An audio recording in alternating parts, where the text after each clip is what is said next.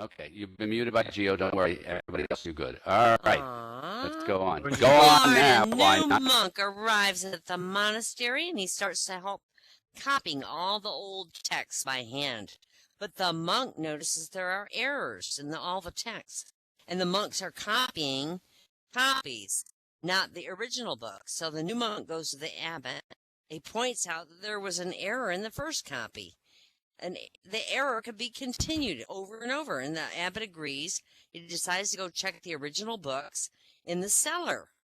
Well, hours later, the abbot still hasn't returned, so one of the monks goes to look for him, and the monk's crying, sobbing in the back of the cellar. And he finds the abbot leaning over one of the books, bawling his eyes out. He goes, "What's wrong?" And the abbot looks at him. He goes, "The word is celebrate." Oh.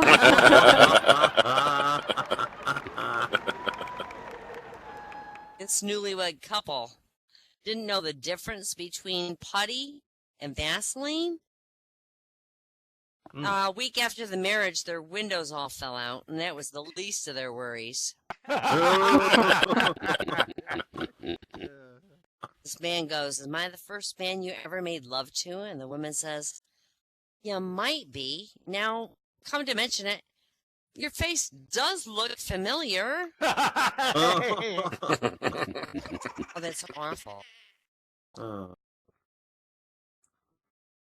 Two policemen are walking a beat, and one goes, "When I get home, I'm going straight upstairs and I'm tearing the wife's underwear off." "Are you feeling frisky?" the other one asked. "No, this elastic's killing me." That was for Catboy, by the way. Yeah. I like it. Harry meets up with a girl at a bar, and they end up at her place, and after a night of raunchy sex, Harry wakes up the next morning and starts to get dressed. And while he's getting dressed, he sees this picture of a man on the dresser. He's young and fit looking, and Harry's freaking out. He says, "Is that a picture of, your husband?" She says, "Oh, no. That was me before the operation." That was for Catboy, too. His father and son go to a grocery store, and they see this display of condoms. The son asks his dad why there's so many different ones. And the dad says, "Well, you see that 3-pack? That's for when you're in high school. Got 2 for Friday, 1 for Saturday." "What's that 6-pack for?" the son asks. And the dad says, "Well, that's when you're in college. You got 2 for Friday, 2 for Saturday, and 2 for Sunday." "Well, what's the 12-pack for?"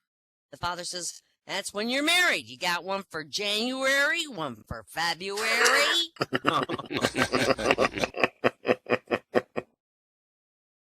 All right, there's 3 Italians waiting to get into heaven. Well, it was a busy day, and St. Peter had to tell them all, "It's getting really full.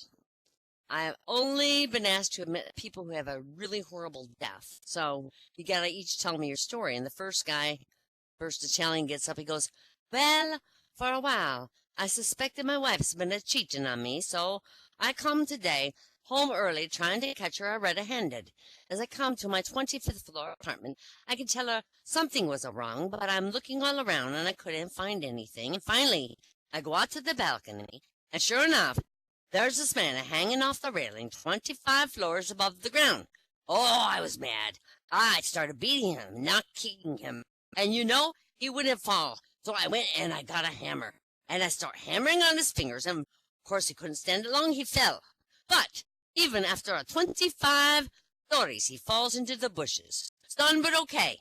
I couldn't stand it anymore. So I run to the kitchen. I grabbed the refrigerator. I threw it over the edge, and it landed on him, killing him instantly. All the stress and anger, though, it got to me. I had a heart attack, and I died right there on the balcony." Oh, my God, St. Peter said. That sounds like a pretty bad day. And he let him in. So the second gay Italian comes up, and he says, "Yeah, it's been a very strange day for me, too. You see, I live on the 26th floor of my apartment building. Every morning I do my exercises on my balcony. Well, this morning I have slipped or something because I fell off the edge. I got lucky. I caught the railing of the balcony on the floor below me. I couldn't hang on for very long, I knew, but this man burst out on the balcony. I thought for sure I was safe. They start beating me and kicking me. I held on as best I could, but he starts pounding on my hands with a hammer. Finally, I just let it go. But I got lucky. I fell to the bushes. I was stunned, but all right. And just then, I'm thinking, I'm going to be okay. The refrigerator, it comes up falling out of the sky and crushes me instantly, and now I'm here. And St. Peter goes, oh, God, that was horrible, too. So he let him in. Well, the third man comes to the front of the line, and St. Peter says, well, all right, what's your story? Third guy goes, picture of this. I'm hiding inside a refrigerator.